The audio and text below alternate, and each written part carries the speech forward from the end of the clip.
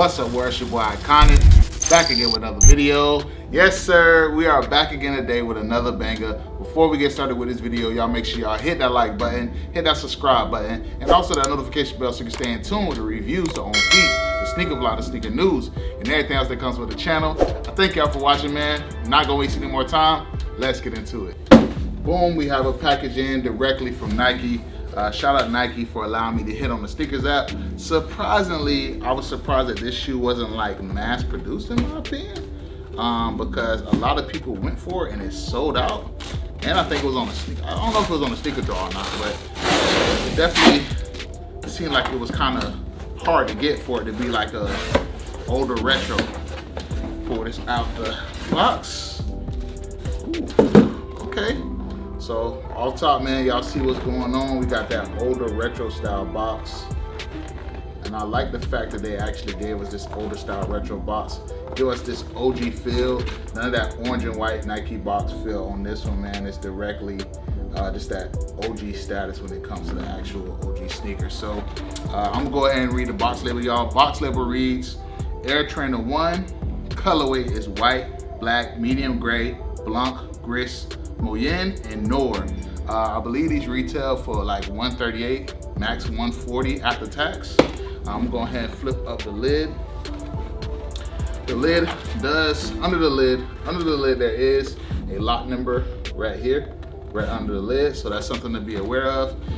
The paper that's covering the sneaker is right here. Gonna go ahead and let back the paper and ooh. It's good to see this shoe in the OG form, man. Never had this shoe a day in my life, but I think it is definitely worthy enough to be in the collection, worthy enough to give y'all a review. And I know for a fact all the OG heads are gonna love it. Boom, we have it here. The Nike Air Trainer 1 Chlorophyll, also known, a lot of people like to call these the Bo Jacksons.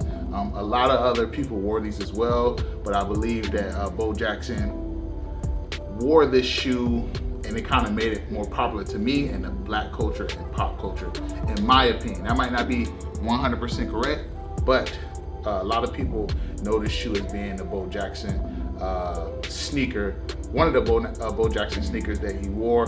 And I definitely think we finally got it in that OG style all the way around. I was watching this sneaker on the Sneakers Out Live when they did like a heating up on this sneaker. I thought they was gonna do like maybe a shock drop on this, but they didn't do like a shock drop on this, surprisingly. But in my opinion, it's definitely one of those nice shoes you have to grab and have in the collection, man. First off, let's just do a review of the bottom. Here's the bottom of the sneaker. The bottom of the sneaker is right there. You have your hits of white right here and your gray. You also have your hits of gray, and you have Nike right there. To me, I think, and I'm hoping I am calling these the right thing, they're supposed to be the chlorophyll, but the green just feels kind of different to me. But maybe this is more closer to the OG colorway. Even though it's called a chlorophyll, it just kind of has a, more like a, you see how the background is? That's kind of how the green is hitting to me on this trainer, in my opinion. You have more hits of white back here at the heel of the sole. Gonna work our way up to the midsole. Mostly just white, and then you got your hits of black wrapped around it. Nothing too crazy on the midsole at all. You got your mountain peak, or yeah, I always call these like mountain peaks. Your mountain peak right there in white. Also, when you look at the sneaker, you do have your hits of leather. When you work your way up the sneaker, you have your hits of leather right there. And it's a nice little green leather as well. Like, it's not anything cheap in my opinion. It feels like they really went the extra mile with this shoe. You do have your gray suede, that is, ooh, my fault. I would say more of a, I don't know. It feels more like a nubuck, but it may be like just a smooth suede. That just kind of hit or miss on this, but it kind of seemed like more of a nubuck to me, but it may be a suede as well. I think it's maybe a suede, because back here in the back, it's kind of like shifting and everything. I would say it's a suede. Yeah, it's definitely a suede. Low, like no hair suede though. It's like a very low suede. But anyway, You do have your black swoosh and leather right here on the lateral side. Now, I wish they would have put the Nike sign in the medial side. I don't know why they didn't actually do that. That's always been a funky thing about it to me with the trainers. Like, it's an excellent shoe, but I wish they would have put a swoosh in the inside. Like, why is it not a swoosh on the inside? Maybe more for branding purposes, because you know they wanted, they probably thought, oh, nobody's gonna see a swoosh on the inside. So I'm just like still confused on why they didn't do that. Now, another thing on the trainer, it does have the strap. It is black with your hits of green right there. Hope y'all can see that. You got the strap in black with your hits of green. This is the lock in the shoe. I personally, myself, like to loosen it a little bit. I don't like it to be super, super tight. I'm not going out playing any ball or anything. Maybe when I go running or something. I know with the special project joints, they had like this crazy layout on it, but made it kind of bulky. But the shoe was super light in my opinion. And also like on the strap, it was more of a buckle. This one has the original strap. So if you haven't seen my Air Trainer 1 SP video, y'all go watch that. You kind of understand what I'm talking about. I got rid of those. A friend that I worked with, one of them, he was like, how much you want? I just gave it to him for like $20 less than retail because I wore it like 2 or 3 times. And they were comfy, bro. It wasn't a shoe that I was just like, disregard at all. It was a nice shoe. Right here on the back, you do have your Nike Air in that green. Again, I know it's supposed to be like chlorophyll, but I'm telling you, this green is more like a forest green to me. It looks, to me, in my opinion, just like the color of the background that I'm shooting on right now. You have more suede on the back heel again, like I explained. The inside, I wish they would have did something a little different with that, but I know they tried to keep it more to the OG. They have a white cotton sock liner. Gotta be careful with that, guys. Y'all know you might as well wear a brand new pair of socks. And always, always, always, you know, before you do anything, don't even put on your socks until you sit down somewhere and then put these joints on, because this sock liner will get dirty very, very, very fast. I'm gonna go ahead and take out the tissue paper or insert right here, which should have been a shoe tree. Wish they would have went the extra mile with it, just because they went OG all on this, including the box. And I like the way Nike's going in that direction, because that means when they have more original OG sneakers coming out, they're gonna be trying to give us the original OG box. So I'm gonna take out the insole, y'all. Insole is also, like I said, man, this is kind of, like I said, it doesn't, the greens right now is totally different, but to me, the green on this is a little bit different too. It seems like all the greens on this is a little bit different. Like, it's like this green on the back is more emerald on the Nike Air, and then up top right here is more like a forest green. This is more like a grass green, maybe I'm lying. I don't know, but you do have your sizing tag and your Nike Air rep there as well.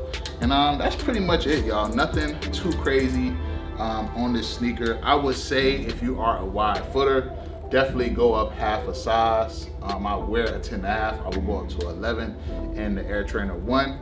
Another thing I would say for sure too, if you are somebody that goes true to size, most likely you'll be safe. I wouldn't go down a size though, right? So I wear a 10.5, I wouldn't go to a 10. I do wear a 10.5. I went up a half a size in the other SP trainers, and this one feels like way thinner than those. So 11 should be perfect.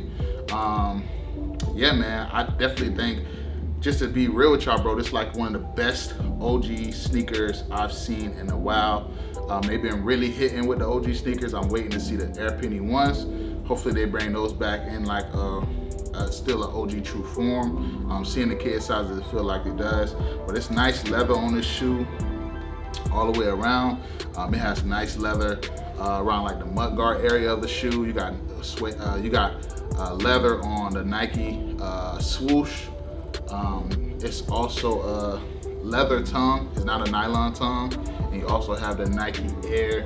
Don't know if y'all gonna be able to see it. Let's see, focus. You got the Nike Air right there on the tongue in that green. So again, man, just to be completely honest with y'all, man, I definitely think this is a dope shoe. Definitely one I had to grab and put in the collection.